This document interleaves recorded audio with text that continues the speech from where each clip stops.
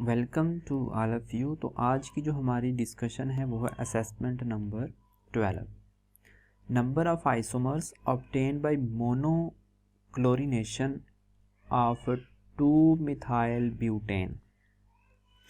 देखें जी, सबसे पहले हमने मोनोक्लोरिनेशन करवानी है, ठीक है, मतलब एक क्लोरीन ऐड जो है वो ऐड करवाना है। तो 2 मिथाइल ब्यूटेन, ब्यूटेन मतलब ethane, methane, ethane, propane, butane मतलब 4 कार्बन होंगी, ठीक है, 4 कार्बन होंगी। उसके बाद 2 पे लगा हुआ है मिथाइल ग्रुप, 2 मिथाइल है तो ये 2 पे मिथाइल, बाकी इसकी वैलेंसी जो है वो आप सेटिस्फाई कर लेंगे, ठीक हो गया। क्लोरीनेशन करवानी है जी। क्लोरीनेशन अगर हम इस लेट से ये 1 कार्बन है, ये 2 कार्बन है, ये 3 है और ये 4 है। लेट से हम इस 1 वाले की क्लोरीनेशन करवाते हैं तो यहाँ पे एक क्लोरीन आके लग जाएगा इसके साथ, ठीक है। जब एक क्लोरीन इसके साथ आके लग जाएगा ना, तो हमने पता है कि जो क्लोरीन है ये सब्स्टिट्यूट है, तो जिधर से ये करीब होगा उधर से हम नंबरिंग स्टार्ट कर देंगे। तो कार्बन नंबर 1 पे हमने क्लोरीन लगाया तो 1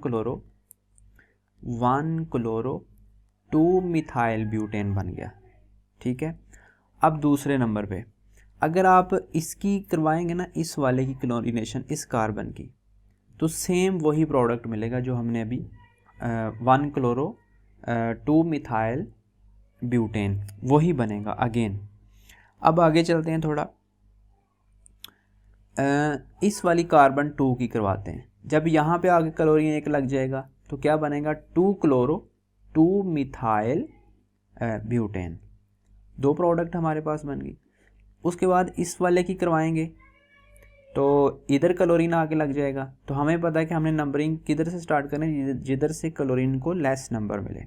तो हम अब रिवर्स करेंगे, इधर 1 कार्बन होगी, 2 मतलब क्या है कि 2 क्लोरो, 2 के ऊपर क्लोरो है और 3 के ऊपर मिथाइल है, 3 मिथाइल ब्यूटेन बन जाएगा। And same this one. तो इस तरीके से हमारी 4 आइसोमर्स बन जाएंगे, ठीक है। तो इसको आप ट्राई कीजिएगा। विच of the following has minimum boiling point. Boiling point का अगर हम ऑर्डर चेक करें ना, तो सबसे ज़्यादा जो होते हैं वो अल्काइंस के होते हैं, अल्काइन के, उसके बाद अल्कीन के,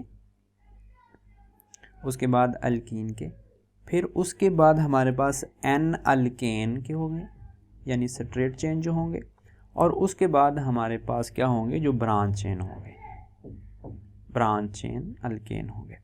अब देखें यहाँ पे चेक करें, कोई अल्काइन है इसमें मौजूद नहीं है, ठीक है। अल्कीन है जी, ये वाला है, तो ऑर्डर इसका चेक करते जाएंगे, 1 ब्यूटीन बन जाएगा, 1 ब्यूटीन यानी इसका सबसे ज़्यादा होगा। फिर उसके बाद एन अल्केन मतलब एन ब्यूटेन, अल्केन मौजूद है तो एन ब्यूटेन आ जाएगा। आगे चलते हैं तो ब्रांच की बारी आती है, तो ब्रांच आइसोब्यूटीन है, ठीक है। तो क्या होगा हमारे पास, करेक्ट ऑप्शन क्या होगा, आइसोब्यूटीन। आइसोब्यूटीन का सबसे कम जो होगा इनमें बॉइलिंग पॉइंट होगा, तो ये वाला ऑर्डर आप याद रखेंगे। उसके बाद व्हेन दिस वन, ये अल्काइल हैलाइड है, ठीक है, RX है यानी अल्काइल हैलाइड है, is treated with sodamide the product form. Basically ये एक तरीकाकार होता है अल्काइन की प्रिपरेशन का, अल्काइन की तैयारी का ये एक तरीक़ेकार होता है, जिसमें हम सोडामाइड या पोटाशियम हाइड्रोक्साइड के साथ ट्रीट करवाते हैं अल्काइल हैलाइड को, ठीक है। तो हमें प्रोडक्ट के तौर पे हमें क्या मिलता है, एक अल्काइन मिलेगा। So this one is alkyne.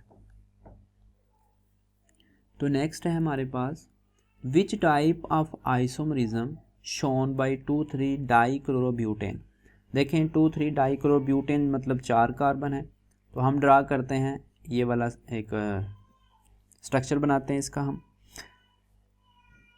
यहाँ पे CH3 आएगा, यहाँ पे भी CH3 आएगा, और यहाँ पे एक कहता है कि 2 के ऊपर लगी हुई है क्लोरीन, और एक जो लगी हुई है वो 3 के ऊपर लगी हुई है।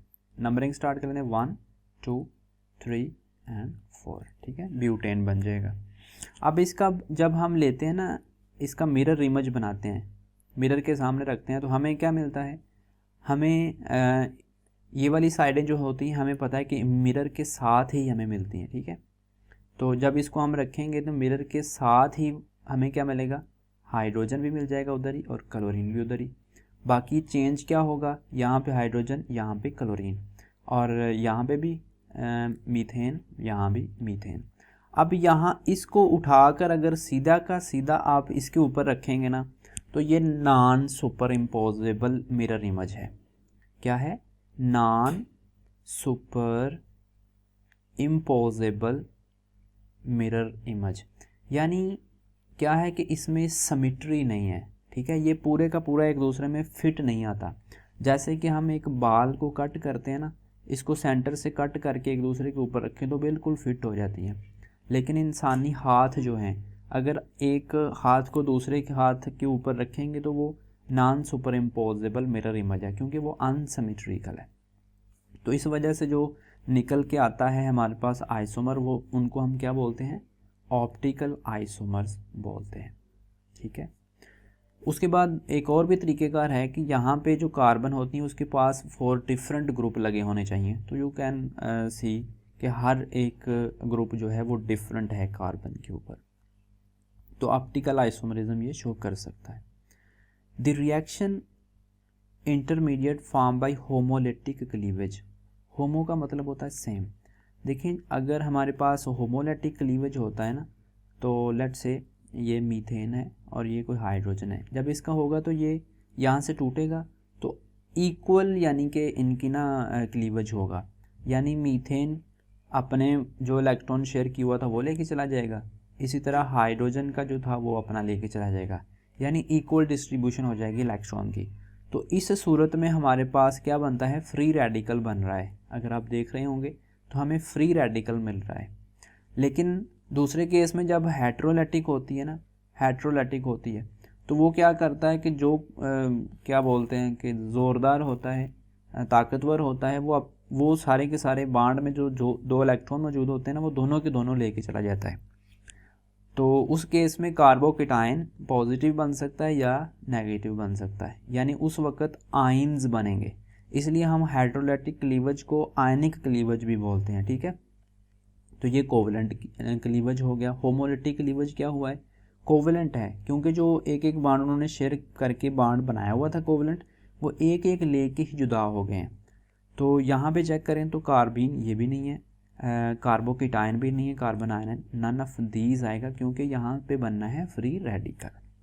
The kind of delocalization involving sigma bond orbital is, sigma bond हो गया या वेकेंट बॉन्ड हो गया, इसको हम बोलते हैं हाइपर कॉन्जुगेशन। और इसके ऊपर हमारी डिटेल में फंडामेंटल केमिस्ट्री में सारी की सारी मौजूद है, तो इसमें भी आएगा नन ऑफ दीज, तो आप वो वीडियो भी वॉच कर सकते। तो नेक्स्ट है elimination of bromine from 2 bromo butene produce predominantly, यानी मेजर प्रोडक्ट कौन सा बनेगा, तो ये अकॉर्डिंग टू सेफजेड प्रोडक्ट रूल जो है वो प्रोडक्ट बनेगी, और वो प्रोडक्ट होती है मोस्ट बल्कि या मोर बल्कि प्रोडक्ट बनेगा। और अगर हम इनमें चेक करते हैं, बनना तो हमें पता ब्यूटीन है, लेकिन 1 ब्यूटीन है और 2 ब्यूटीन है, तो 2 ब्यूटीन जो है वो ज़्यादा बल्कि होता है, मोर सब्स्टिट्यूट होता है और मोर स्टेबल प्रोडक्ट होता है, ठीक है। So option number alpha 2 butene बनेगा। Which of the following is best reason for iodination of aromatic ring, तो ये वाला जो कॉम्बिनेशन है that's good. The intermediate during the addition of HCl to propene, propene में HCl ऐड करना है इसकी मौजूदगी में, तो इंटरमीडिएट कौन सा बनेगा, तो ये सेकेंडरी कार्बोकेटाइन बनेगा जो कि मोर स्टेबल है, ये कार्बोकेटाइन बनेगा। नेक्स्ट है 10 नंबर 18 कार्बन हाइड्रोजन बॉन्ड और 7 कार्बन कार्बन बॉन्ड तलाश करने हैं जी। तो सिंपल सी बात है कि आप सभी को ड्रा करें और जिसमें आपको लगता है उसमें आप ये चीज़ें फाइंड आउट कर सकते हैं। तो इन तीनों में से नन ऑफ दीज ऑप्शन इसका करेक्ट ऑप्शन है। आप इनके स्ट्रक्चर ड्रा करके चेक कर सकते हैं। विच of the following confirmation of cyclohexane is chiral. तो ये ट्विस्ट बोर्ड इसको बोलते हैं, ट्विस्ट बोर्ड, ठीक है। तो ये कायरल होता है। Among the following which one has lowest pKa value. देखें pKa वैल्यू का रिलेशन जो है वो इन्वर्स होता है Ka वैल्यू के साथ, और Ka वैल्यू जितनी ज़्यादा होती है एसिडिटी किसी चीज़ की उतनी ही ज़्यादा होती है, ठीक है। अब देखें जैसे जैसे R इंक्रीज़ होता है ना, जैसे जैसे R इंक्रीज़ होता है Ka डिक्रीज़ होता है। इसका क्या मतलब है, हमने चूँकि लोएस्ट pKa वैल्यू देखनी है, लोएस्ट pKa वैल्यू मतलब हाईएस्ट Ka, हाईएस्ट एसिडिटी। तो R जिसमें बड़ा होगा उसकी Ka कम होगा, यानी हमने वो तलाश करना है जिसका R बहुत ज़्यादा स्मॉल हो। R जिसका स्मॉल होगा ये इसका R मीन छोटा है, मतलब कम कार्बन है इसमें, तो ये ज़्यादा एसिडिक होगा। जिसका R कम उसका एसिडिक करैक्टर ज़्यादा, उसकी एसिडिटी ज़्यादा, ठीक है।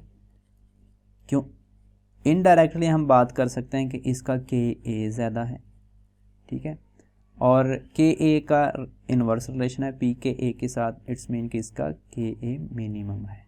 So option number beta is correct option.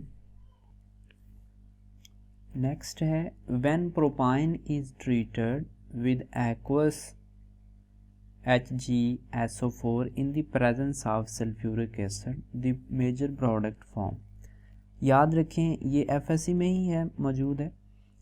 देखें जब हमारे पास ये कर रहा है प्रोपाइन की बात, तो याद रखें कि हमें पता है जो अल्काइन ग्रुप हैं या अल्काइन फैमिली है, उसका पहला मेंबर जो है वो CH ट्रिपल बॉन्ड के साथ है, यानी एसिटाइल है, एसिटाइलिन है।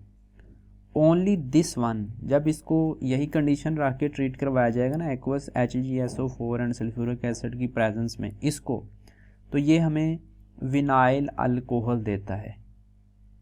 विनाइल अल्कोहल जो है ये एक अनस्टेबल चीज़ है, तो ये अपने आप को टाटोमराइज करती है, ठीक है, टाटोमराइज करती है, और रिज़ल्ट के तौर पे ये बनाती है एसिटल्डिहाइड, एसिटल्डिहाइड, ठीक है, यानी एल्डिहाइड एक बनाती है।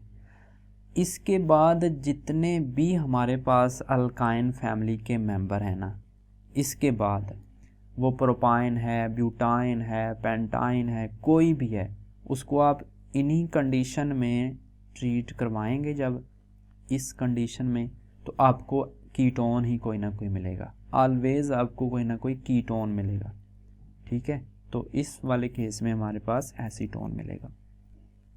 बायर रीजेंट हमने पढ़ रखा है कि 1% अल्कलाइन के MnO4 का जो सोल्यूशन होता है वो बायर रीजेंट होता है, और इसको हम डबल बॉन्ड हो गया या ट्रिपल बॉन्ड हो गया अनसैचुरेशन को चेक करने के लिए इस्तेमाल करते हैं बायर रीजेंट को, ठीक है। और इसके अलावा हम ब्रोमीन टेस्ट भी कर सकते हैं, इसके अलावा हम ओजोनोलाइसिस भी कर सकते हैं, ठीक है, अनसैचुरेशन को चेक करने के लिए। तो ये क्या होगा, अल्कलाइन के MnO4 होगा। The compound with the highest boiling point, same question 2 में हमने क्या देखा था, उसमें मिनिमम फाइंड आउट कर रहे थे, और यहाँ पे हमने हाईएस्ट फाइंड करना है। वो ऑर्डर याद रख लें और इसमें से आप पहचान सकते हैं, ठीक है। तो इस वाले केस में हमारे पास N-हेक्सेन ऐसा होगा जिसका मैक्सिमम होगा। याद रखें कि जो स्ट्रेट चेन होते हैं ना, स्ट्रेट चेन, उनके ज़्यादा होते हैं boiling point as compare to branch chain के कम होते हैं।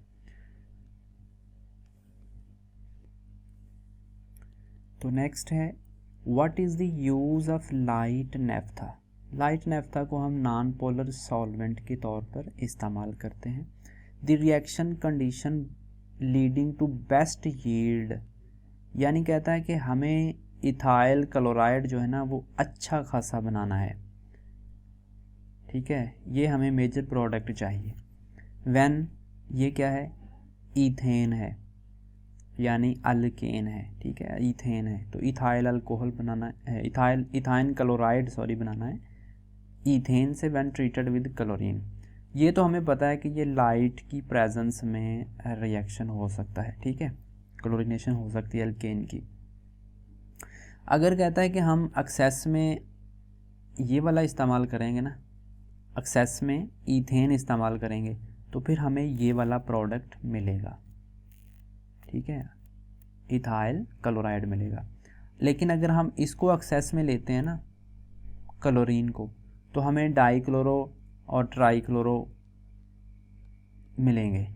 इसलिए हमें प्रोडक्ट चाहिए मेजर ये वाला, तो इसलिए हम इसको एक्सेस में इस्तेमाल करेंगे और इसके साथ लाइट इस्तेमाल करेंगे। सो option number alpha is correct option. Which of the following compound does not dissolve in concentrated sulphuric acid even on warming. Sulphuric acid एक पोलर चीज़ है और हमें पता है लाइक डिजॉल्व लाइक, तो हेक्सेन भी एक अल्केन की का मेंबर है तो नॉन पोलर है, इसलिए ये नॉन पोलर है तो ये पोलर है, इसमें ये डिज़ोल्व नहीं होता। लेकिन एनिलीन जो हो गया, इथाइलिन हो गया या बेंजीन हो गया, जितनी भी पोलर चीज़ें हैं वो कंसनट्रेटेड सल्फ्यूरिक एसिड के अंदर डिज़ोल्व हो सकती हैं, लेकिन हेक्सेन जो है वो डिज़ोल्व नहीं होता। नेक्स्ट है in addition of HBr to propene. Propene में हमने ऐड करना है HBr को in the presence of peroxide, the first step involve. देखिए फर्स्ट स्टेप में H पॉजिटिव अटैक करता है और सेकेंडरी कार्बोकेटाइन बनता है, और उसके बाद अगला जो स्टेप होता है उसमें ब्रोमीन जो नेगेटिव होता है वो इस कार्बोकेटाइन के ऊपर अटैक करता है और हमें फाइनल प्रोडक्ट मिलता है। Ozonolysis of 2,3 dimethyl 1 butene follow by the reaction of zinc and water, ये प्रोड्यूस करेगा मेथानॉल 3 मिथाइल एंटी ब्यूटानॉन, ये प्रोडक्ट बनेगा। Check out this one. The most stable configuration of ethylene glycol, ये सबसे ज़्यादा जो है ये गॉज कॉन्फ़िगरेशन स्टेबल है इसके लिए। नेक्स्ट है number of isomers possible for this one, तो इसके 7 पॉसिबल आइसोमरिज्म होते हैं, आइसोमर बनते हैं, जिसमें से 4 जो होते हैं वो अल्कोहल आइसोमर होते हैं और 3 जो होते हैं वो ईथर आइसोमर होते हैं। Formation of alkane by action of zinc on alkyl halide producers, हमें पता है कि अल्केन बनाना है और अल्काइल हैलाइड से उसको रेडी करना है इन दी प्रेजेंस ऑफ जिंक, ठीक है, तो इसकी मौजूदगी में जो रिएक्शन होता है उसको हम फ्रैंकलैंड रिएक्शन बोलते हैं, फ्रैंकलैंड रिएक्शन, ठीक है। It is dangerous to work with C2H2 because it is explosive. Structural formula of an organic compound describe nature of functional group, ठीक है, arrangement of atoms, ठीक है, its characteristic, all of the above इसके feature हो सकते हैं। So this is all about the assessment number